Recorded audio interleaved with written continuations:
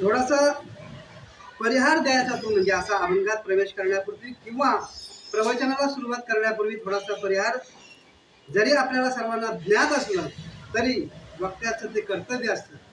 त्यामुळं ही जी काही सेवा आहे ती सेवेमध्ये प्रकार आहेत. नित्य सेवा आहे, काही नैमित्तिक सेवा आहे.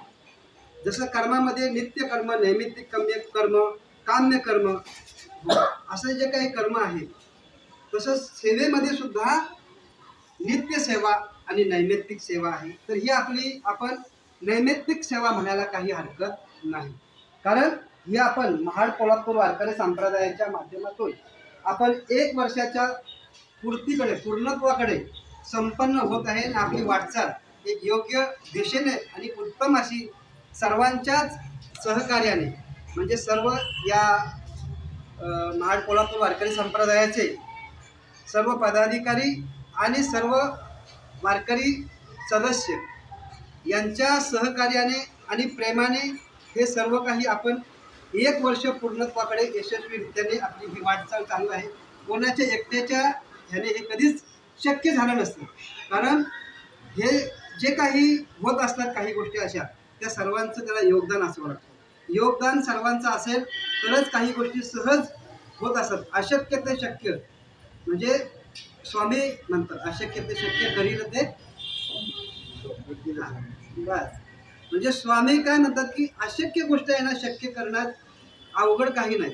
म्हणजे पण हे कधी सर्वांनी आपण एकत्र आल्यानंतर, सर्वांनी एकमेकाशी समन्वय साधल्यानंतर, सर्वांनी एकमेकाशी विचाराची देवाणघेवाण केल्यानंतर जे शक्य नाही ते शक्य करण्याचं सामर्थ्य या संघटित जी काही संस्था असते किंवा जी काही मंडळ असतं त्यांचं हे फार मोठं कार्य असतं. म्हणून संघटितचा परिणाम हा आपल्याला या ठिकाणी दिसून येत आहे. आणि संघटितचा जर परिणाम जर सांगायचा जर म्हटलं तर आज आपल्या या ठिकाणी आज नलवडे महाराज असतील,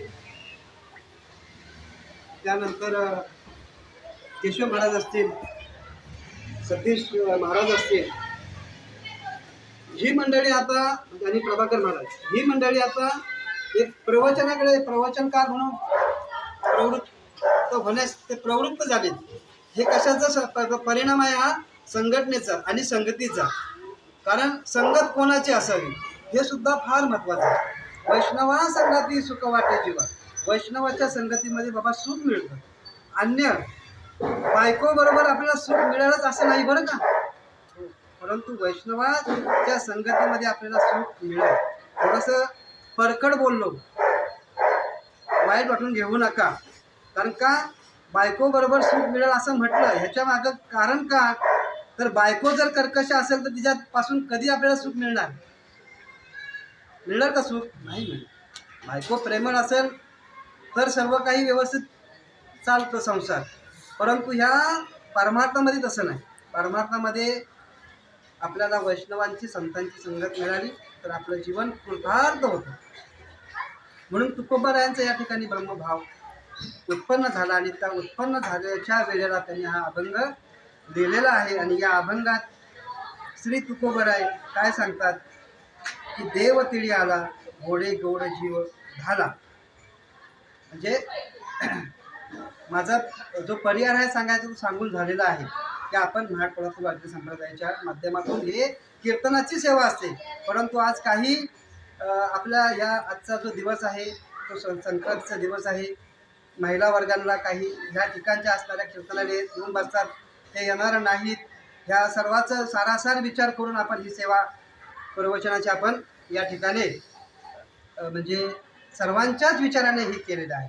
आणि या प्रवचनाची सेवा करण्याचं भाग्य तुमच्या सर्वांच्या प्रेमामुळं माझ्यासारख्या वेड्या माणसाला, न बोलता येणाऱ्या माणसाला मिळालं. ह्याच्यासारखं माझं भाग्य काय असावं? हो, कारण कसं आहे की फुटबॉल जो असतो त्या फुटबॉलला बघा, ते फुटबॉल खेळताना सर्वजण इकडून एक मारतो तिकडून एक मारतो. तसं तुम्ही सर्व मोठी माणसं आहात.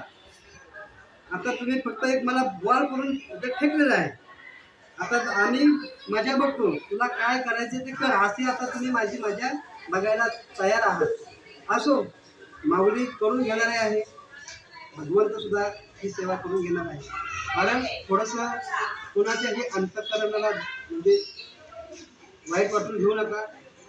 माझा बोलण्याचा भाव समजून घ्या की कीर्तन असो किंवा प्रवचन असो, संघटनेचा मी सुद्धा एक महत्त्वाचा पदाधिकारी आहे. ही माझी पण काहीतरी कमतरता आहे, ती मी जाहीर या ठिकाणी करतो. परंतु आपली संपूर्ण कमिटीची सुद्धा काहीतरी कमतरता मला भासते. कुणीही आपल्या स्वतःकडे घेऊ नका. कारण का कीर्तन आणि प्रवचन हे जर करायचं म्हणजे हे काही असं व्यासपीठ नाहीये की चला कुणी पण बसा आणि बोला, कुणीही उभं राहा आणि कीर्तन करा, हे असं नाही. कीर्तन करायला प्रवचन करायला कमीत कमी अगोदर त्याची कल्पना असायला पाहिजे की त्यांनी काय बोललं पाहिजे, काय सांगितलं पाहिजे हे त्या वक्त्याला माहिती असलं पाहिजे. अचानक ज्या वेळेला सेवा येते ना त्यावेळी त्या फुटबॉलासारखी अवस्था होत असते. म्हणून आपल्या सर्वांचं एक जबाबदारी म्हणून आपण एक चांगला आपल्याला ठोस निर्णय घेण्याचा गरज आहे. कारण ज्या वेळेला अचानक आपण उभा राहतो ना, कारण का मला आश्रमामध्ये आम्हाला सांगितलं जातं की तुम्हाला कीर्तन करायचं आहे ना बिंदास करा, परंतु त्या विषयाला अनुरूप बोलता आलं पाहिजे. त्यासाठी अगोदर काय बोललं पाहिजे, काय हे केलं पाहिजे याचं तुमच्याकडे काहीतरी पाहिजे. आणि 2 तास बोलायचं आहे ना तर 4 तासाचा तुमच्याला अभ्यास पाहिजे, तर तुम्ही तसं बोलू शकता. म्हणजे असं आम्हाला सांगितलेलं आहे. परंतु महाराजांनी मला एक वेळेस आमचे गुरुदेव ज्या वेळेला अनंत विलीन झाले त्यावेळेला मला महाराजांनी उत्तराधिकारी त्यांनी सांगितलं, मला फोन केला दुपारी 2:30 वाजता की महाराज आपल्या या प्रवचन कीर्तन मालिकेमध्ये तुम्हाला आजची सेवा करायची आहे. महाराज म्हटलं मी कशी काय सेवा करणार, नाही करू शकत. महाराज म्हटले मी तुला आदेश देतो, तू इथे येऊन करायचं. एवढ्या मोठ्या महात्म्याची सेवा करण्याचा माझा अधिकार नाहीये. म्हटलं काही नाही, तुम्ही या, बाकीचं काय असेल तर पुढं बघू. 2:30ला सांगितलं, संध्याकाळी 7ची सेवा होती. काही नाही, मग मी मुलाला पण माझ्या दुसरा मुलगा त्याला म्हटलं अरे कसं काय येत मी काय करू. ते म्हटलं काय नाही, महाराजांनी सांगितलं जा म्हटलं तुम्ही येतात. चल मग आपण तू चल माझ्याबरोबर. तर म्हटलं मी नाही येत, मला काम आहे. मी एका महाराजांना फोन लावला, ते आले, घरी आले. ते आम्ही गेलो तिथं अभंग, तिथनं सुरुवात. मग महाराज अभंग कोणता घेऊ. महाराज म्हटलं तुम्हाला जो योग्य वाटेल तो अभंग. मग आता महाराजांचे म्हणजे कसं आहे, गुरुदेवांचं म्हणजे कसं आहे, खूप मोठं ते ब्रह्मचार्याचं त्यांचं हे होतं, व्रत होतं. म्हणजे ब्रह्मचारी आणि निष्कलंक असं जीवन त्यांचं होतं. बाबा आपले आले होते, पाहिलं असं निष्कलंक महात्म्याच्या कीर्तन मालिकेमध्ये आपण करायचं म्हणजे आपली पण तेवढी योग्यता असावी पाहिजे. मग असं सांगितल्यानंतर मग मी थोडंसं म्हटलं काय करायचं की तिथं सर्व टाळकरी वगैरे आनंदी कर सर्व उभे राहिलं तुझे कोणता अभंग कोणतं. म्हटलं माझं का अभंग हा पाठ आहे, घेऊ का महाराज. पुण्यवंत भावे घेता सज्जनांची राजा अचानक होती. आणि महाराज म्हटलं ठीक आहे, अभंग तुम्ही चांगला निवडलेला आहे, घ्या बिंदास. आणि त्या अभंगावरती माझ्याकडून सहज गुरुदेवाने करून घेतलं. म्हणजे कसं आहे, जर गुरुदेवांची कृपा असेल तर सहज आपल्याकडून या गोष्टी घडतात. म्हणून आपल्याला सुद्धा की कोणताही उपक्रम आपण राबवतोय त्यासाठी आपल्याला कीर्तन प्रवचन आपण करत असताना आपण जबाबदार व्यक्तीने त्याच्यावरती चांगलं लक्ष घालून आपण ह्याच्यावरती चांगला ठोस निर्णय घेणार. हे मला वाटतंय कोणीही कुणाच्या अंतःकरणाला वाईट वाटून घेऊ नका, परंतु त्याचा आपण चांगला विचार करू. अभंगाकडे आता वळूया, कारण का आपल्याला मुळातच अर्धा तास उशीर झालेला आहे आणि आपण वेळेतच संपवायचं महाराज ना. तर देव तिळी आला गोडे गोड जीव झाला. श्री तुकोबाराय या अभंगामध्ये काय सांगतात की देव तिळी आला गोडे गोड जीव झाला. मग देव तिळात आला म्हणजे काय,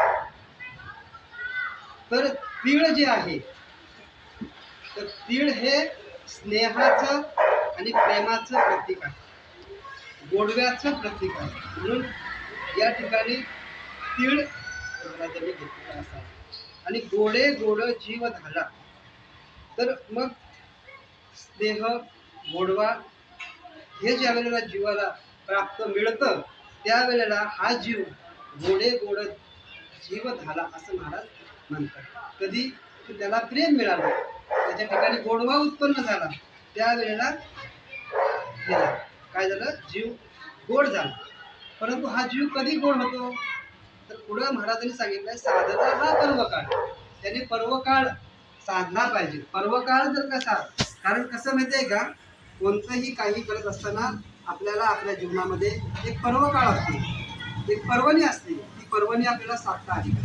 पर्वणी जर का आपण साधली नाही तर आपल्या जीवनामध्ये, कारण कसं आहे, आपल्या घरामध्ये गुरु आले आणि आपल्याला त्यांचं काही माहितीच नाही आणि त्यांना आपण असं विमुख पाठवलं तर आपल्या जीवनामध्ये अनर्थ घडला असं म्हणायला काही अर्थ नाही. म्हणजे तो पर्वकाळ आलेल्या अतिथीचा किंवा आलेल्या महाराष्ट्राचा पर्वकाळ आपल्याला म्हणजे पर्वकाळ साधता आला पाहिजे. आणि असा पर्वकाळ तुकोबारायाने साधला. आणि त्या पर्वकाळ साधल्यानंतर काय झालं, गेला अंतरीचा मळ. मळ म्हणजे पाप. पाप त्या ठिकाणचं निघून गेलं. कशाने? पर्वकाळ साधल्यामुळं पाप पुण्य गेले, एका स्नानेची खुंटली. आणि बघा आता इथं गंगेचा कुठेही शब्द नाही, परंतु पाप पुण्य गेले एका स्नानेची खुंटले. या अभंगामध्ये गंगा हा शब्द कुठं आलेला नाही, परंतु स्नानाने पाप पुण्य जातं हे आपलं सर्वांचंच मत आहे का नाही? पण ह्या ठिकाणी महाराजांनी कुठं गंगेचा शब्दच घेतलेला नाही. म्हणजे बघा, या ठिकाणी गंगा या अभंगाभोवती फिरत आहे. आणि तुका म्हणे वाणी शुद्ध जनार्दन जनी. म्हणजे एकदा का महाराज काय म्हणतात, वाणी तुमची, तुका म्हणे वाणी शुद्ध जनार्दन जनी. तुका म्हणे वाणी शुद्ध, ज्याची वाणी शुद्ध झाली त्याला काय, शुद्ध जनार्दन जनी. संपूर्ण हे जग जनार्दन दिसतं. म्हणजे या ठिकाणी किती खूप हा मार्मिक अभंग. अजून ह्याच्यात असं बोलायचं जर म्हटलं ना, महाराज फक्त तुम्ही एवढंच म्हणा, साधला हा पर्वकाळ. काय म्हणायचं? साधला हा पर्वकाळ. देव तिळी आला. देव तिळी आला. तुम्ही म्हणायचं साधला. मी म्हणन त्याच्यात फक्त तुम्ही काय म्हणायचं? साधला हा पर्वकाळ. देव तिळी आला. साधला हा पर्वकाळ. गोळे गोड जीव झाला. साधला हा पर्वकाळ. गेला अंतरीचा मळ. साधला हा पर्वकाळ. पाप पुण्य गेले. साधला हा पर्वकाळ. एका स्नानेची खुंटले. साधला हा पर्वकाळ. तुका म्हणे वाणी. साधला हा पर्वकाळ. शुद्ध जनार्दन जनी. साधला हा पर्वकाळ. ह्या अभंगामध्ये श्री तुकोबारायांनी काय सांगितलं आपल्याला? जीवाला जो काय बोध केलेला आहे तो काय केलेला आहे? जीवाला आता तुकोबारायांनी जो बोध केलेला आहे तो काय केलेला आहे? पर्वकाळ साधण्यासाठी काय साधला. करावं? म्हणजे ज्या गोष्टी अभंगामध्ये या अभंगामध्ये एवढाच सांगितलेलं आहे की तुम्हाला ब्रह्मभाव प्राप्त करायचा असेल तर तुम्ही पर्वकाळ साधला साधला पाहिजे. म्हणजे हा जो जो पद आहे त्यामध्ये साधला हा पर्वकाळ, हे फार महत्वाचं आहे. ह्याच्यावरती आपण जोर ठेवला पाहिजे. आणि या संपूर्ण अभंग हा साधला हा पर्वकाळ याच्यावरती फिरत आहे. म्हणून देव तिळी आला, गोडे गोड जीव झाला. मग देव तिळात आला म्हणजे देव कोठे आला? तर तीळ हे एकदम लहान आहे, लहानाभूनी लहान. काय आहे? तर तीळ आहे. मग तिळाच्या ठिकाणी तुकोबारायांना जीव म्हणायचा असेल, म्हणायचं असेल नव्हे तर जीवच म्हणायचं. आणि जीवच घ्या तुम्ही पण, मी तर जीवच घेतलेला आहे. तर देव तिळी आला म्हणजे देव जीवात आला. आणि जीवात देव आल्यानंतर काय होतं की त्या जीवाला गोडे गोड जीव झाला. म्हणजे तो जीव गोडवा त्या जीवाच्या ठिकाणी येतो. कधी? तर देव आल्यानंतर. मग आपल्या ठिकाणी काय आहे? आपल्या ठिकाणी काय आहे? जीवबुद्धी आहे. जीवबुद्धी असल्यामुळे मी केशव आहे, मी नलवडे महाराज आहे, मी नितीन महाराज आहे, मी सूर्यकांत आहे. हे काय झालं? काय झालं? हे जीव बुद्धीने आपण या जे माझं नाही त्याला माझं म्हटलं, जे माझं नाही त्याला माझं म्हटलं. आणि त्यामुळं आपल्याला या मृत्यू लोकामध्ये आपण हा देह आपल्याला मिळालेला आहे. तर या मृत्यू लोकामध्ये हा देह कशासाठी मिळालेला आहे? तर आपल्याला ब्रह्मभाव प्राप्त करून घेण्यासाठी मिळालेला आहे. परंतु या मी मध्ये आणि अहम अध्यास म्हणजे मम अध्यास म्हणजे मी आणि माझ्यामध्ये गुरफटलेला आहे हा जीव. कारण हा जीव जर का ब्रह्मभावाला प्राप्त झाला असता तर तो आता इथं दिसला नसता. तो कुठं असता? त्या ब्रह्माच्याच ठिकाणी असतं. कारण का तर ते ब्रह्मस्वरूप आहे आणि हे आपलं जे स्वरूप आहे, पण आपलं स्वरूप काय आहे हेच आपल्याला माहीत नाही. मग आपलं स्वरूप काय आहे तर जीव आपलं स्वरूप आहे, परंतु आपल्याला ह्या जीवबुद्धीने म्हणजे जीवबुद्धी, आत्मबुद्धी, ब्रह्मबुद्धी, अजून कोणती बुद्धी? जीवबुद्धी, आत्मबुद्धी, ब्रह्मबुद्धी, अजून कोणती? देहबुद्धी. देहबुद्धी. मग देहबुद्धीत आपण अडकलो की देहाला माझं म्हटलेलं आहे आणि त्यामुळं आपण या मृत्यू लोकामध्ये फिरत आहोत. आणि कधीपासून फिरतोय तर अनादी कालापासून फिरतोय. ज्या दिवशी या सृष्टीची उत्पत्ती झालेली आहे ना त्या दिवशी तुम्ही आम्ही आपणही उत्पन्न झालेलो आहोत. परंतु काय झालंय आपल्याला ब्रह्मज्ञान प्राप्त झालेलं नाही. आणि ज्या दिवशी ब्रह्मज्ञान प्राप्त होईल भगवंताने गीतेमध्ये सांगितलेलं आहे की ज्या दिवशी तुम्हाला ब्रह्मज्ञान होईल तो तुमचा शेवटचा जन्म. बहुनाम जन्मनाम हा श्लोक आहे गीतेमध्ये, तो बघा घरी गेल्यानंतर की त्या ठिकाणी तुम्हाला ब्रह्मभाव प्राप्त होतो. कधी की ज्या वेळेला ब्रह्मज्ञान प्राप्त होतं त्यावेळेला. मग देव तिळी आला गोडे गोड जीव झाला. मग जीवाच्या ठिकाणी देव आल्यामुळं काय झालं ते संपूर्ण जगत आपल्याला ब्रह्मरूप वाटलं. मग मगाचपासून आपलं चाललंय की मग जीव म्हणजे काय, जीव म्हणजे काय हे सुद्धा आपल्याला माहिती पाहिजे.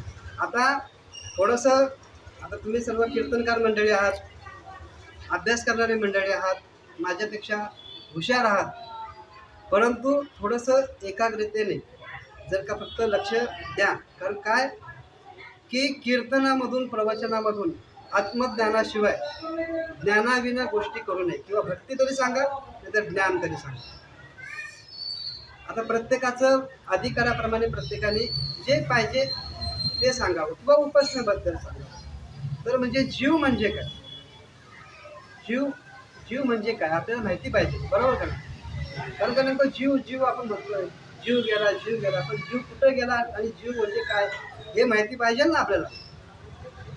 तर जीव म्हणजे अंतःकरण अधिक चैतन्य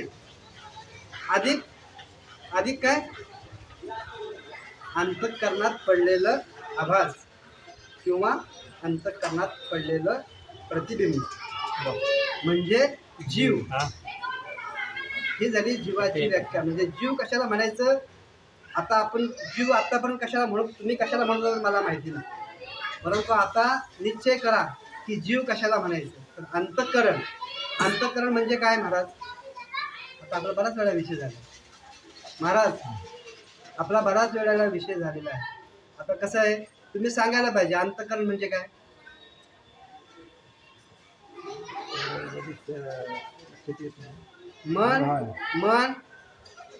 मन पुढं बुद्धी चित्तने अहंकार. बस महाराज बघा थोडा खंड पडल्यामुळे विस्मरण होतंय. हा मन बुद्धी चित्त अहंकार म्हणजे अंतःकरण अधिक चैतन्य. आता चैतन्य म्हणजे पहिल्याच ओवीमध्ये मी सांगितलंय माग ओम नमोजी आद्या. मग चैतन्य कशाला म्हणजे सांगा, आता सांगायलाच पाहिजे तुम्ही. महाराज सांगा ब्रह्म ओम नमोजी आद्या. पहिल्याच ओळीत मी ओम सांगितलंय. ओम म्हणजे काय, ओम म्हणजे ब्रह्म म्हणजे काय, ब्रह्म म्हणजे चैतन्य अधिक काय की अंतःकरण मध्ये पडलेलं चैतन्याचं प्रतिबिंब म्हणजे आभास, याला जीव म्हणायचं.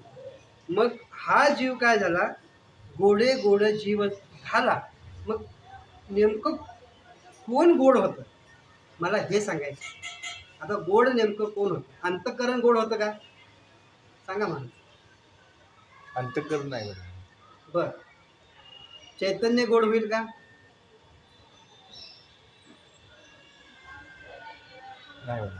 बरोबर, एकदम बरोबर.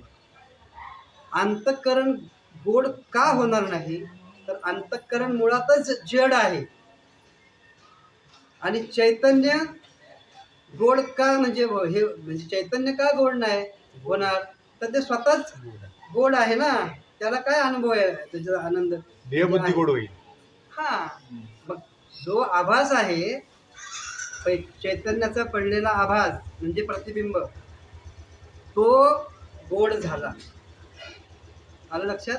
म्हणजे काय आहे तर आपल्याला गोड कोण होतं हे मग आपल्याला समजून घ्यायला पाहिजे. कारण मन, बुद्धी, चित्त, अहंकार. बुद्धी काय करते, मन काय करतं, मन संकल्प विकल्प करतं. बुद्धी काय करते, निश्चय करतं. चित्त काय करतं, नारायणाचं स्मरण करतं. मन, बुद्धी, चित्त, अहंकार काय करतं, मी माझं स्मरण करून देतं. होय, बरोबर आहे ना महाराज? हा, चुकत असं सांगा. कारण कसं आहे, मग हे सर्व करत असताना चैतन्य तर चैतन्य स्वरूप आहे, त्याच्या ठिकाणी काय सर्वच तो निर्गुण निराकार आहे.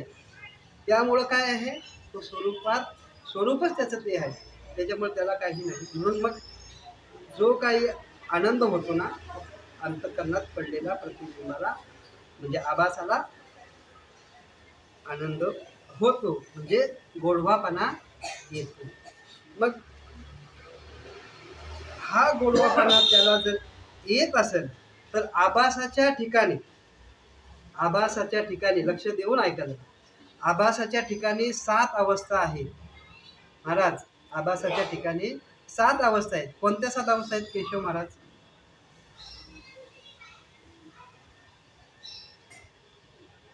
मन, विक्षेप, आवरण. आवरण, मन, विक्षेप म्हणजे मन, विक्षेप, आवरण 3. परोक्ष ज्ञान, अपरोक्ष ज्ञान 5. शोक आणि आनंद वाप्ती. किती झाल्या? 7. ह्या कुणाच्या ठिकाणी आहेत? अंतःकरण. आभासाच्या ठिकाणी. आवासाच्या म्हणजे प्रतिबिंब जो आभास आहे त्याच्या ठिकाणी हे आहे, आणि त्याला तो आनंद मिळतो ना, गोडवा मिळतो ना, तो कुणाला मिळतो? प्रतिबिंब जो आहे त्याला मिळतो. आणि त्या आभासाच्या ठिकाणी ह्या 7 अवस्था आहेत. त्यामध्ये पहिल्या ज्या 3 आहेत, काय पहिल्या 3 आहेत? मन, विक्षेप, आवरण. ह्या पहिल्या 3 ह्या बंधाला कारण आहेत. बंध म्हणजे काय? म्हणजे मी बंध म्हणजे संसार, मी, बरोबर. म्हणजे घर माझं, बायको माझी, नातू माझा, गाडी माझी, पैसा माझा, सर्व काय माझं. हे सर्व माझं करून एक दिवस आपल्याला जायचं आहे. मग बंधाला कारण ह्या 3 आहेत. कोण? मन, विक्षेप आणि आवरण. परोक्ष ज्ञान, अपरोक्ष ज्ञान हे जे आहे, परोक्ष ज्ञान आणि अपरोक्ष ज्ञान हे ज्ञानाला हेतू आहेत, म्हणजे ज्ञान करून देणारा आहे. आणि शोक आणि आनंद वाप्ती मोक्ष स्वरूप आहे. त्रिपुटी जमलेला.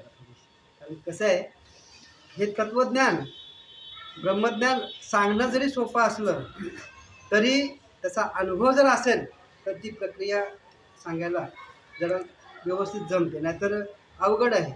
बोलायला कसं आहे, कितीही पंची केली तरी त्याचा काय उपयोग नाही. आत्मसात किती करतोय हे महत्वाचं आहे. त्यावेळेला ते प्रगट बरोबर होत आहे, असं प्रगट होणं शक्य नाही.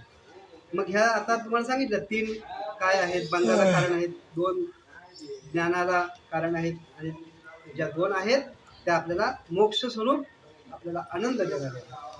मग मन म्हणजे काय, विक्षेप म्हणजे काय, आवरण म्हणजे काय, हे पण आपल्याला माहिती पाहिजे. मग मल म्हणजे पाप, विक्षेप म्हणजे चंचलपणा, आणि आवरण म्हणजे अज्ञान. मग आवरण जे आहे ना, ते आवरणामुळं हे मल आणि विक्षेप काय होतं, दृढ होतं.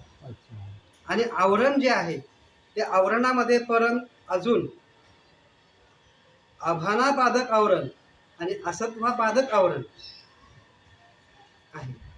आभानापादक आवरण आणि असत्वापादक आवरण म्हणजे काय? तर आभानापादक आवरण म्हणजे ब्रह्माबद्दल जाणून न देणे म्हणजे आभानापादक आवरण, आणि असत्वापादक म्हणजे ब्रह्म नाही, गॉड इज नॉट, अशी बरीचशी मंडळी म्हणतात. महाराज म्हणतात का नाही, म्हणजे देव नाही. म्हणून काय मला सांगायचं आहे की हे जे काही असत्वपादक आवरण आहे ना ते हे आहे, म्हणजे देवाला मानतच नाहीत. त्यांच्या ठिकाणी एवढा हे आहे, अज्ञान आहे. हे झालं अज्ञानाचं. मग मल मल म्हणजे काय तर पाप, विक्षेप म्हणजे चंचलपणा. मग हे सर्व घालवलं पाहिजे. हे घालवल्यानंतर मग हे कशाने जाणार तर परोक्ष ज्ञान. परोक्ष ज्ञान म्हणजे काय, ब्रह्माबद्दल निसंदेह ज्ञान होणे. ब्रह्माबद्दल निसंदेह ज्ञान होणे त्याला परोक्ष ज्ञान म्हणतात. फक्त आता जर मी म्हटलं की हे नितीन महाराज आहेत, आता त्यांना आपण ओळखतो म्हणून आपण म्हणू शकतो. आपल्याला ते रोडवरती भेटले तर तुम्ही त्यांना बरोबर ओळखणार, आपण त्यांना सांगितले म्हणून. परंतु एक बिगर ओळखीच्या माणसाला जर सांगितलं हे नितीन महाराज आहेत, हे कोण आहेत, तर ते सांगतील का? ते म्हणतील धोतर वगैरे असेल त्यांच्याकडं तर ते म्हणतील बाबा हे महाराज आहेत, एवढंच बोलणार. पण ज्याला माहिती आहे तो काय म्हणणार, नितीन महाराज आहे. तसं ब्रह्म आहे याचा निसंदेह ज्ञान होणं म्हणजे परोक्ष ज्ञान. आणि अपरोक्ष ज्ञान म्हणजे ब्रह्मच तू आहे, हे झालं अपरोक्ष ज्ञान. मग हे अपरोक्ष ज्ञान झाल्याशिवाय आनंद वाप्तीचा आनंद मिळणार जीवाला नाही. मग आपल्याला आनंद वाप्तीचा आनंद मिळण्यासाठी अपरोक्ष ज्ञान महाराज झालं पाहिजे. मग अपरोक्ष ज्ञान म्हणजे की आता बघा, आपण म्हणजे सर्वच आपल्याला सर्वांना राष्ट्र माहिती आहे, देश माहिती आहे, सर्व काही माहिती आहे. आता अमेरिका आपल्याला सर्वांनाच माहिती आहे, पण अमेरिका आहे एवढंच माहिती आहे. प्रत्यक्षात आपण पाहिले का महाराज? पाहिले तुम्ही? महाराज विमानात बसले होते हां, त्याच्यामुळे वाटलं गेल्या असतं काय माहिती नाही. हां, अमेरिकेला आपण नाही गेलो म्हणजे अमेरिका आपण पाहिली नाही म्हणून आपण ठामपणे बोलू शकत नाही. मग ठामपणे बोलल्याशिवाय की तू ब्रह्म आहेस हे आपल्याला कोणीतरी सांगितलं पाहिजे. बरं, ते सांगताना सुद्धा कसं सांगितलं पाहिजे, ठाम सांगितलं पाहिजे, तरच त्याच्यावरती विश्वास. मग सांगणारा पण तेवढ्याच ताकदीचा पाहिजे. मग ते कसं आहे माहिती आहे का की अपरोक्ष ज्ञानानेच ब्रह्मत्वाची प्रचिती होते. कसं बघा, अमेरिकेला गेल्यानंतरच अमेरिका आहे हे आपण ठामपणे सांगू शकतो. साखर गोड आहे कितीही म्हटलं तरी आपण खाल्ली तरच आपण ठामपणे, म्हणजे गोड आहे कोण पण सांगेल, कारलं कडू आहे कोण पण सांगेल, पण खाल्ल्याशिवाय आपण ठाम म्हणजे एकदम बिनधास्त सांगू शकत नाही. तसं आपल्याला अपरोक्ष ज्ञानाने आपल्याला जो ब्रह्म, आपण स्वतः ब्रह्म आहोत हे आपल्याला त्याची प्रचिती येणार नाही. त्याचं जर दृष्टांत, जर का अजून दृष्टांत द्यायचं सांगायचं म्हटलं तर आम्हाला पाठामध्ये गुरुदेव सांगतात किंवा विचारसागरमध्ये हा एक सुंदर असा दृष्टांत दिलेला आहे की 10 लोक एकदा फिरायला म्हणून गेले, पूर्वीचं सांगतो. आणि फिरायला गेल्यानंतर त्यांना नदी लागली आणि नदी लागल्यामुळं काय झालं की त्या नदी पार करून त्यांना जायचं होतं. मग प्रत्येकाने आपापलं तिथं गेल्यानंतर सांगितलं की बाबा त्याला आता नदी पार करायची. प्रत्येक आपलं निघून त्या नदीतून पलीकडं जाण्यास प्रवृत्त झाला, म्हणजे निघत पुढं गेला. आणि पुढं जात असताना काय झालं, सर्वजण पलीकडे गेले. पलीकडे गेल्यानंतर तिथं मोरक्या होता केशव महाराजांसारखा. तर तू काय म्हटला की बाबा आपले 10च्या 10 आलेत का बघा पहिल्यांदा, 10च्या 10 आलेत का बघा. कारण का बरोबर आहे, त्याची जबाबदारी असते ती. त्यांनीच पहिल्यांदा मोजायला सुरुवात केली, चालू केलं 1 2 3 4 9 आणि 9 जण आहेत. ते गेले हादरून. मग दुसऱ्याला मोजायला सांगितलं, दुसरा पण म्हटला 9. असं प्रत्येकाने मोजलं. पण काय झालं, किती भरले आकडा, 9च भरला. पण तिथं प्रभाकर महाराज तिकडनं जात होते त्या रोडनी जाऊन, आणि जाता जाता काय झालं की हे सर्व गोंधळलेलं पाहिल्यामुळं काय झालं बाबा म्हणून विचारायला ते गेले तिथं. आणि गेल्यामुळं ते गोंधळात सर्व असे सर्व तणावमुक्त असं मग तिथं महाराजांनी म्हटलं काय झालं बाबा तुम्हाला एवढं असं काय त्रास आहे? मग महाराज त्यांना सांगितलं की असं असं आहे, आमच्यातला एक जण बुडाला. हा बुडाला. आता मग महाराजांना वाटलं चला की तुम्ही किती जण आले म्हटले, तर आम्ही 10 जण आलो, पण आता आम्ही तर 9 जणच आहे. महाराजांनी एक नजर टाकली. प्रभाकर महाराजांनी नजर टाकल्यावरती बरोबर 10 आहेत. मग महाराज म्हटले तुम्ही सर्व लाईनशीर उभं राहा, आणि प्रत्येकाला त्यांनी तू म्हण 1, तू म्हण 2 असं चालू केलं. आता शेवटला आपण जो हित नाही तो घेऊया आता. हा जर केशव महाराजांना जर घेतला तर ते उद्या मग माझ्यात देतील. हा तर 10व्याला महाराजांनी ठाण दिशी लावून दिली आणि म्हटले तुझा नंबर किती सांग. कुणी प्रभाकर महाराज हा तर लावून दिल्याबरोबर म्हटलं मी 10वा. म्हणजे 10 जण तिथं आहेत का नाही? बरोबर. म्हणजे त्यांच्या ठिकाणी काय कल्पना अविद्या तेने झाला जीव. म्हणजे कल्पना आणि अविद्या म्हणजे पाप आणि विक्षेप याला झाकलं कुणी आवरणाने. कल्पना अविद्या म्हणजे कल्पनाने काय झालं की मेला आणि अविद्येने बुडाला, असा तो सर्वांचा भ्रम झाला. परंतु महाराजांनी तो दूर केला. असं म्हणून कसं आहे की अपरोक्ष ज्ञानाने काय होतं की ब्रह्मच तू आहे ही प्रचिती येते. म्हणजे काना वचनाची या भेटी सरसीची पै कीर्ती वस्ती होऊन ओटी कवनू ऐकू माऊली म्हणतात. म्हणजे कान, आपलं कान आणि गुरुमुखाच्या मुखातून पडलेलं बोधरूपी वाक्य हे जर का एक वाक्यता झाली तर त्या ठिकाणी अपरोक्ष ज्ञानाने त्याला ब्रह्मत्वाचा बोध प्राप्त होतो. आणि त्या ठिकाणी त्या जीवाला काय होतं की गोडे गोड जीव झाला. त्या ठिकाणी त्या जीवाला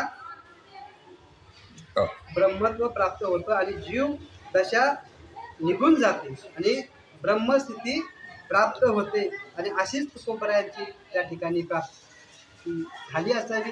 आणि आपणही आता आपल्या जीवनामध्ये तो भाव उत्पन्न करून घेतला पाहिजे आणि ती ब्रह्मस्थिती आपल्याही जीवनात प्राप्त केली पाहिजे. का प्राप्त केली पाहिजे? तर आपण जीव नाही, आपण सूर्यकांत नाही, तर आपण कोण आहोत? तर आपण ब्रह्म आहोत. अशी म्हणजे मी देह नाही, मी नाही असंही नाही, तर मी सच्चित आनंद स्वरूप आहे. असं आपलं ज्या वेळेला चिंतन सारखं चालू होईल त्यावेळेला आपल्याला हा सर्व त्या ठिकाणी आपल्या ठिकाणचा जो काही मन विक्षेप आवरण हे 2-3 दोष आहेत ते निघून जातील. परोक्ष ज्ञान अपरोक्ष ज्ञानाने आपल्याला त्याची प्रचिती येईल. कारण बघा की त्या ठिकाणी म्हणजे ते सर्व होण्यासाठी विवेकासहित वैराग्याचे बळ, पुढं विवेकासहित वैराग्याचे बळ अग्नी ज्वाळा धगधगीत आहे ना प्रमाण.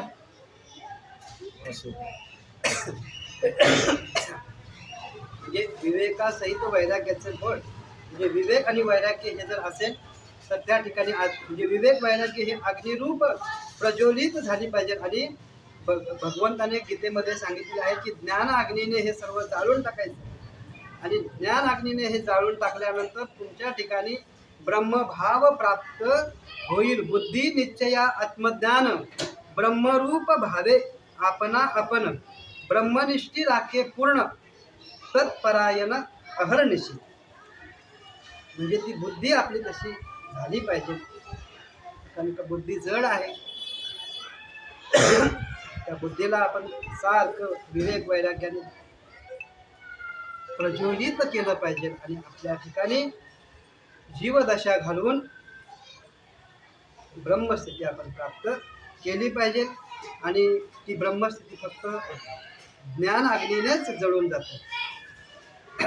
आणि अशा पद्धतीने आपण जर का आपलंही जीवन जर का आपण करण्याचा प्रयत्न केला तर आपल्याला ही ती अनुभूती ती प्रचिती आल्याशिवाय नाही. आपण काय झालंय की ह्या संसारात मी आहे म्हणून माझं घर चाललेलं आहे असा आपला भ्रम झालेला आहे. परंतु असे आपले आजोबा गेले, पंजोबा गेले, वडील गेले, सर्व गेले, परंतु हा संसार चालतच आहे. म्हणजे महाराज एक प्रमाण आहे, बाप गेला मसना, म्हणजे आहे ना प्रमाण, हजा मेला पंजा मेला बाप गेला.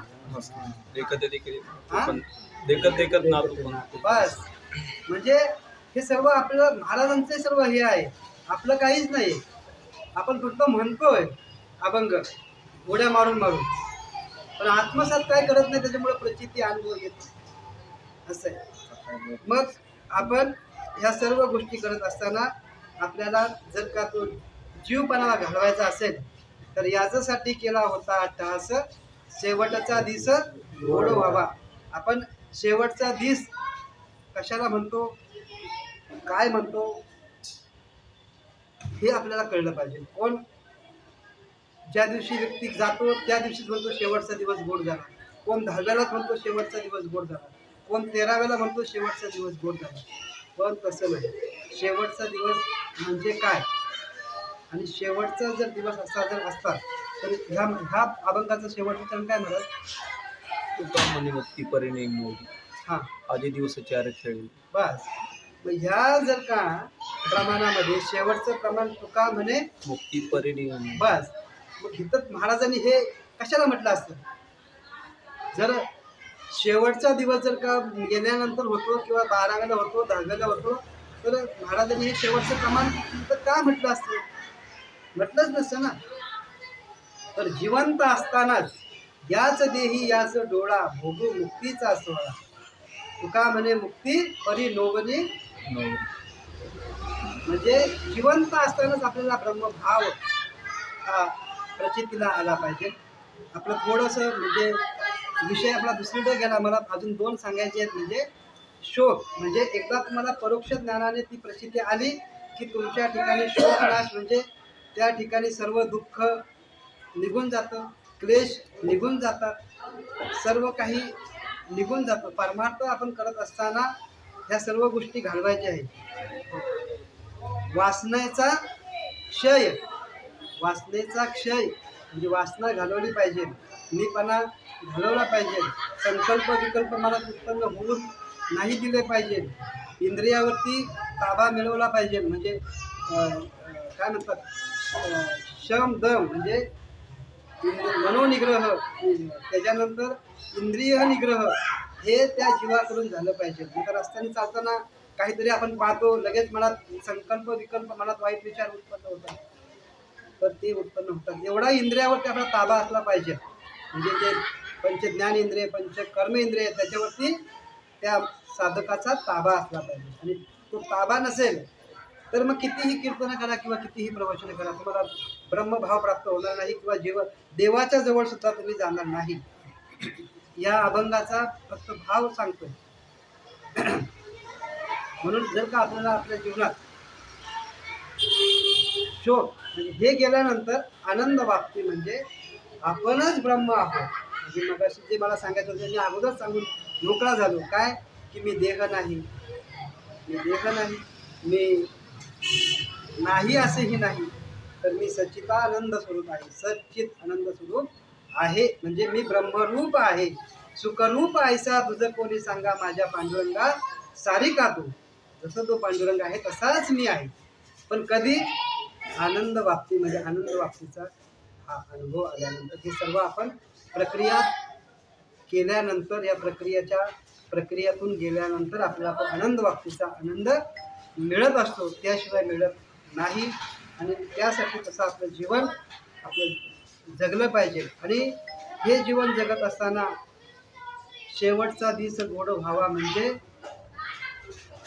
याच देही याच डोळा भोगू मुक्तीचा सोहळा. जिवंत असतानाच आपल्याला आपलं हे पात्र आहे ना, ते पात्र केलं पाहिजे, पात्र केलं पाहिजे. म्हणजे काय, तर हे पात्र आपलं कशाचं आहे, सर्वांना ज्ञात आहे, पंचमहाभूताची कृती आप निर्वाही. परंतु पंचमहाभूताचे जरी देह असला तरी वेदांत काय आहे, तर वाघिणीचं दूध आहे. वेदांत वाघिणीचं दूध आहे. आणि तो वेदांत जर समजून घ्यायचा असेल, वेदांतातून आपल्याला ब्रह्मभाव मिळणार आहे, वेदांतातून आपल्याला ब्रह्मप्राप्ती होणार आहे. तुकोबरायांचं वाङ्मय, ज्ञानोबरायांचं वाङ्मय, हे जर आपण समजून घेतलं तर आपल्याला ब्रह्मभाव किंवा सकल संतांचं वाङ्मय समजण्यासाठी हे पात्र केल्याशिवाय पात्रतेचं होणार नाही. म्हणून हे सुवर्ण पात्र केल्याशिवाय यामध्ये वाघिणीचं दूध थांबणार नाही. तर कसं आहे, वाघिणीचं दूध कोणत्याही भांड्यात घेतलं तर त्या तिथं ते टिकत नाही. आणि वाघिणीचं दूध कुणी काढलं? महाराज, शिवाजी महाराज. बस. मग त्यासाठी शिवाजी महाराज पण व्हायला पाहिजे. शिवाजी महाराज म्हणजे तलवार नुसती घेऊन फिरत बसायची नाही, तर काय करायचं, आपल्या अंतःकरणातले जे 6 विकार आहेत ते घालवायचे आपण. म्हणजे ते विकार घालवल्यानंतर काम, क्रोध, लोभ, मद, मत्सर्य हे अहंकार हे विकार आहेत, हे आपण घालवायचे आहेत. आणि तुकोबरायाने ते घालवले. तुकोबरायाने काय केलं की शास्त्र घेऊन जगताला उपदेश केला आणि छत्रपतीने शस्त्र घेऊन संरक्षण केलं जगताचं.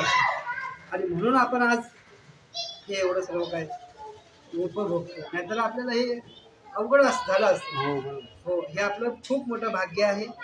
आणि अशा पद्धतीने आपण आपल्याही जीवनामध्ये ब्रह्मभाव प्राप्त करून घ्यायचा आहे. आणि हा जो जीवदशा आहे ती घालवायची आहे आणि ब्रह्मभाव प्राप्त करायचा आहे.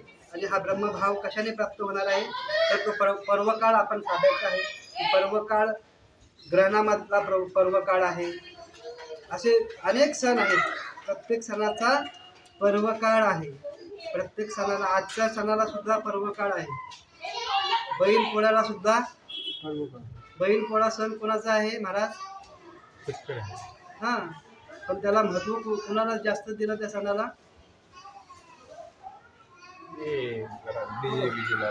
हो, पण महिलांना खूप आनंद होतो त्या दिवशी,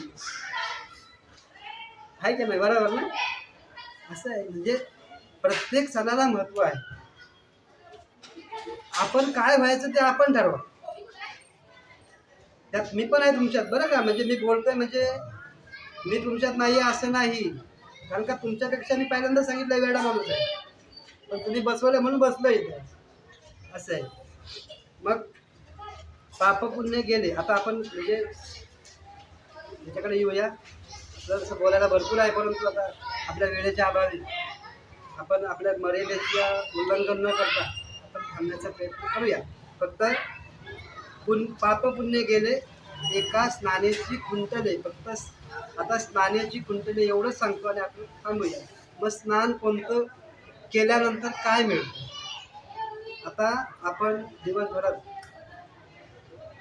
आता महाराज आपले म्हणजे आपण तरी कमीत कमी थोडंसं हे काम करतो. महाराजांचं काम खूप हे आहे, पेंट मारायचं. म्हणजे किती त्यांना त्रास आहे तो.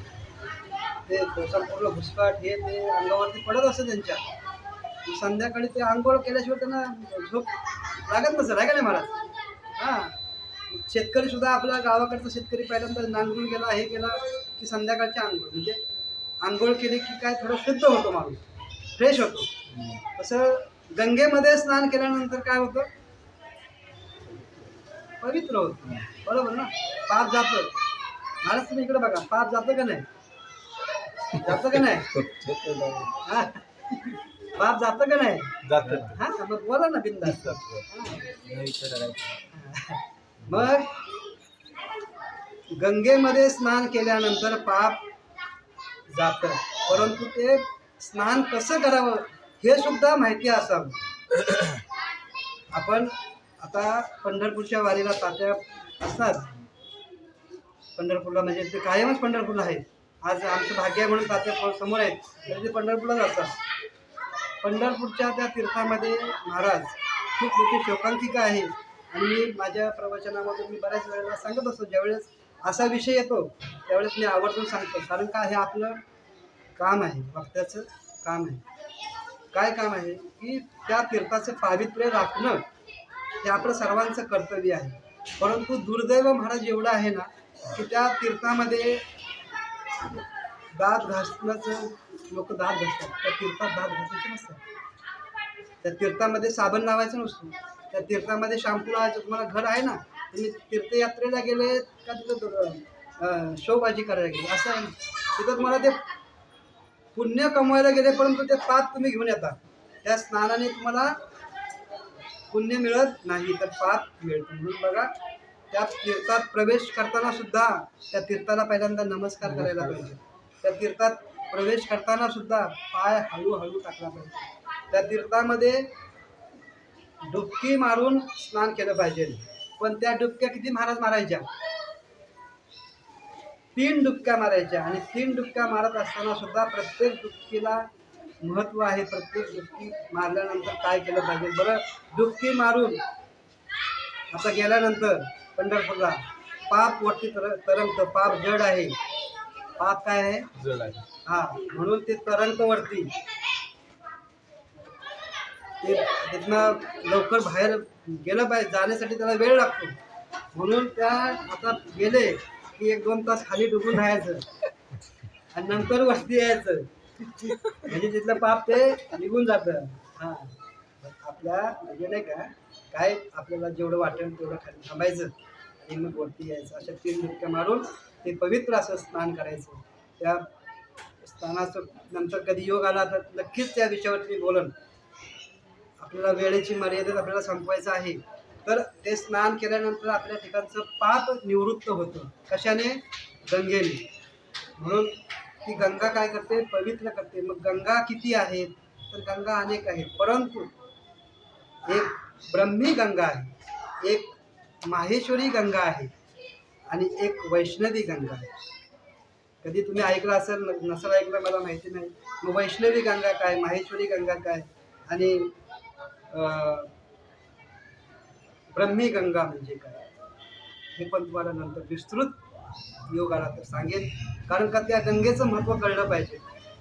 फक्त एवढंच सांगेन, ब्रह्मी गंगा म्हणजे ब्रह्मदेवापासून उत्पन्न झालेली ब्रह्मी गंगा. आणि ती म्हणजे मला वाटतं सरस्वती, बरोबर ना? ती गुप्त झाली नंतर. का गुप्त झाली, काय झाली, त्याच्यावरती खूप मोठं चिंतन आहे. आणि ती नंतर गंगा, यमुना, सरस्वती त्या ठिकाणी ती आहे. बघा तुम्ही त्या त्रिवेणी संगमावरती गेल्यानंतर एक पूर्ण काळभोर पाणी आहे, निळभोर पाणी आहे आणि पांढरं शुभ्र असं पाणी आहे. मग ते प्रत्येकाचं गंगा कोणती आहे, सरस्वती कोणती आहे हे आपल्याला गेल्यानंतर कळतं. मग वैष्णवी गंगा म्हणजे विष्णूच्या पायातून ती गंगा उत्पन्न झाली. ती कुठून झाली, कशी झाली? ज्या वेळेला त्या 3 पावलं दान मागायचं होतं त्यावेळेला बंदीराजाच्या तर त्यावेळेला ती गंगा उत्पन्न झाली.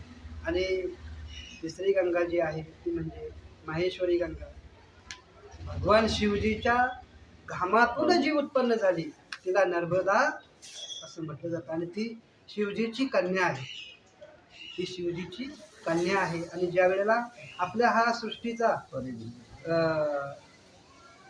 सृष्टी जी आहे तिचा प्रलय करण्याचं कार्य हे शिवजींच्याकडे आहे. आणि ज्या वेळेला या प्रलय काळ ज्या वेळेला येतो त्यावेळेला भगवान शिव नृत्य करतात. आणि त्या नृत्यातून ती ज्या वेळेला ती गंगा म्हणजे उत्पन्न झाली ती नर्मदा तिला म्हणतात. आता जी नर्मदा परिक्रमा जी म्हणतात नाही का करतात ती नर्मदा. आणि त्या नर्मदेचं महत्त्व एवढं आहे की त्या नर्मदेच्या पात्रामध्ये जे काही थोडे थोडे जे खडे जे म्हणतात ना, गोटे म्हणतात ना, ते सुद्धा काय आहे? प्रत्यक्ष शिव आहे. तिथून जर नर्मदेतला जर गोटा आणला आणि आपल्या घरात जर पूजेला मांडला तरी ते प्रत्यक्ष शिव आपल्यावरती प्रसन्न होतात. एवढं त्या नर्मदे मातेचं महत्त्व आहे. म्हणून गंगेचं महत्त्व मला सांगायचं आहे फक्त एवढंच की गंगा स्नानाने आपण पवित्र होतो. मग ते गंगेचं पावित्र्य राखणं हे आपलं कर्तव्य आहे. आणि ते पावित्र्य राखूनच आपण गंगा स्नान करायचं आहे. आणि गंगा स्नानाने काय होतं तर आपल्यातलं पाप निवृत्त होतं. आणि पाप निवृत्त झालं की त्या गंगे स्नानाने आपल्याला एका स्नानेची खुंटले म्हणजे इथं पर्वणी जी मला सांगायची आहे तर कोणती गंगा सांगायची आहे तर ज्ञानरूपी गंगा आपल्या जीवनामध्ये वाहिली पाहिजे. आणि ज्ञानरूपी गंगेनेच आपल्याला हा पर्वकाळ साधता येणार आहे. मग असा आपला हा पर्वकाळ आपण साधायचा आहे.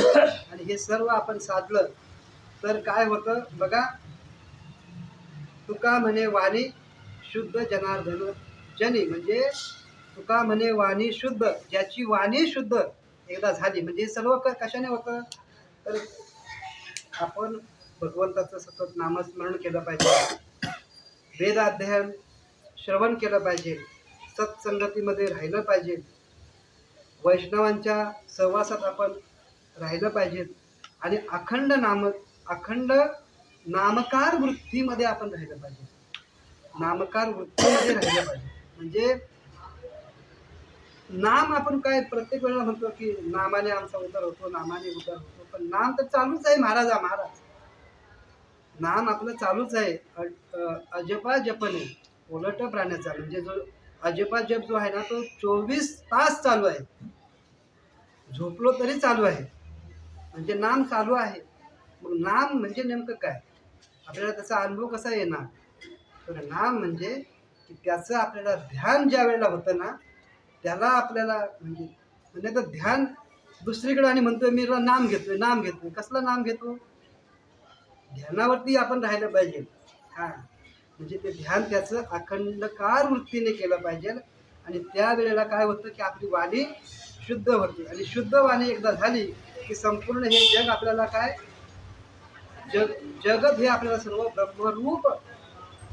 ब्रह्मरूप आपल्याला हे जग प्रतीतीला येते आणि जोपर्यंत आपल्याला हे जग ब्रह्मरूप प्रतीतीला येत नाही तोपर्यंत आपल्या जीवनामध्ये कल्याण होणार नाही. कारण अस्ति भाती प्रिय नामरूप, म्हणजे हे अस्ति भाती प्रिय हे देवाचं आहे, नामरूप हे मायेचं आहे.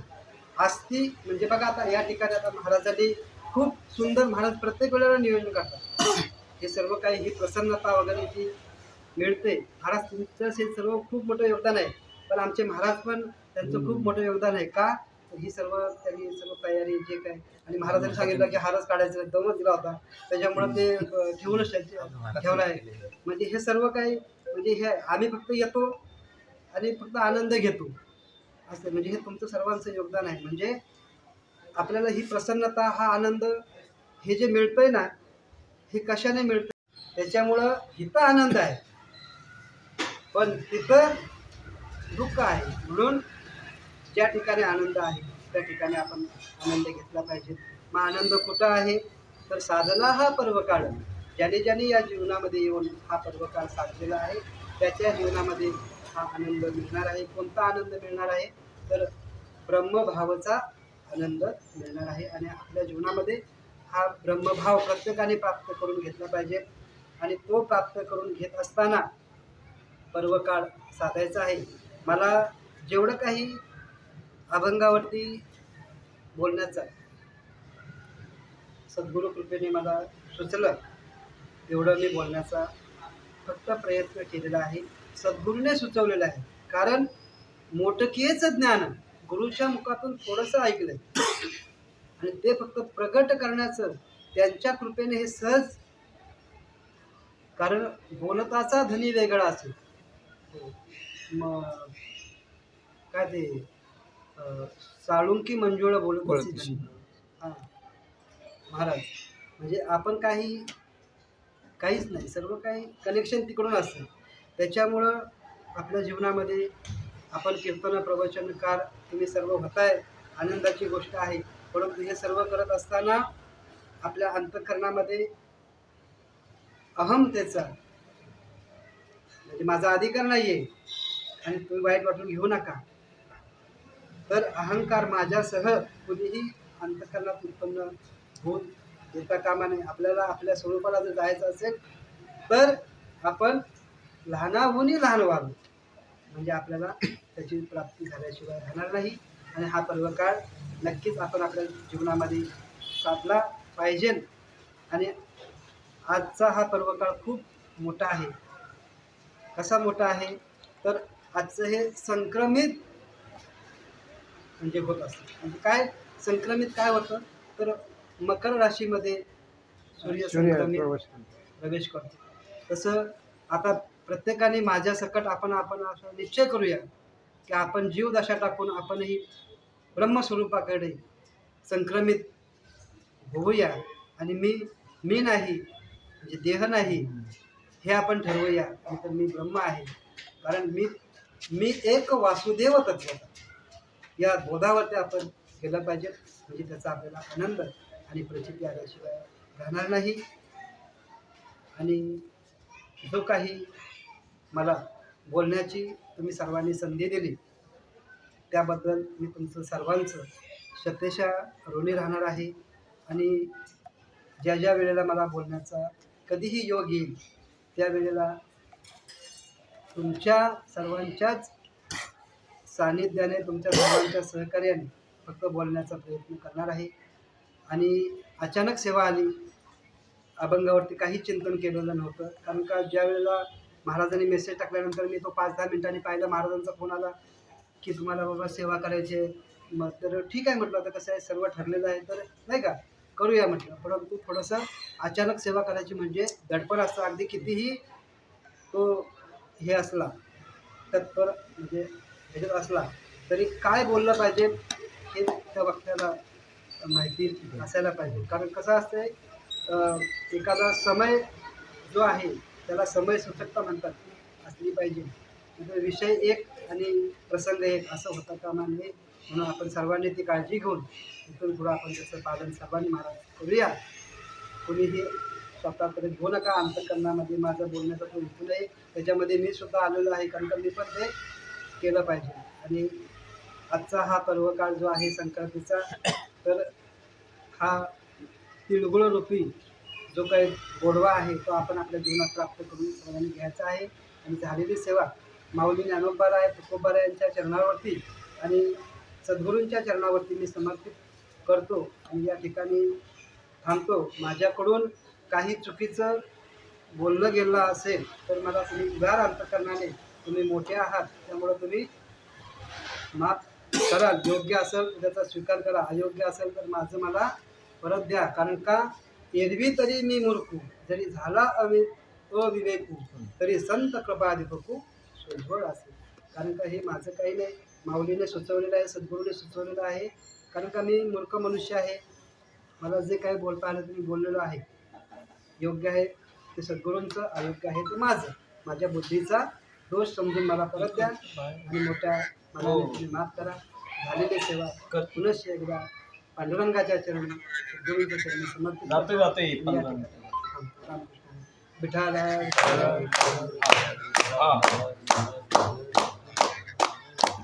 कुंडली ज्ञानदेव पंढरीनाथ भगवान की जय. ज्ञानेश्वर महाराज की जय. जगद्गुरु संत तुकाराम महाराज की जय. महाराज की जय. बाबा महाराज की जय. रामकृष्ण. आता विश्वासमते देवे देवादित्य दोषावे दोषोनी बदलावे प्रसादिलावे.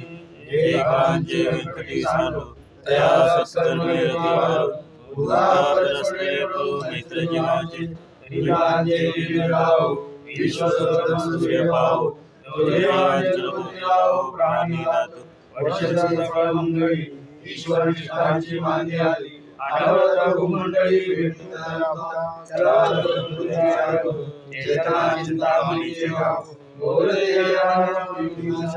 चंद्रमेलांचन मार्कंडले तापईन ते सवाई सत्यन स्वैर्य किंबहुना सर्वसुखी पूर्ण होई त्रिलोकी भजवानी तुलसी अखंडित आणि गंधो भजवे विशेष लोकी दृष्टांत चंद्र भवानी हे मय श्री साओ आओ ज्ञान साओ हे ज्ञानदेव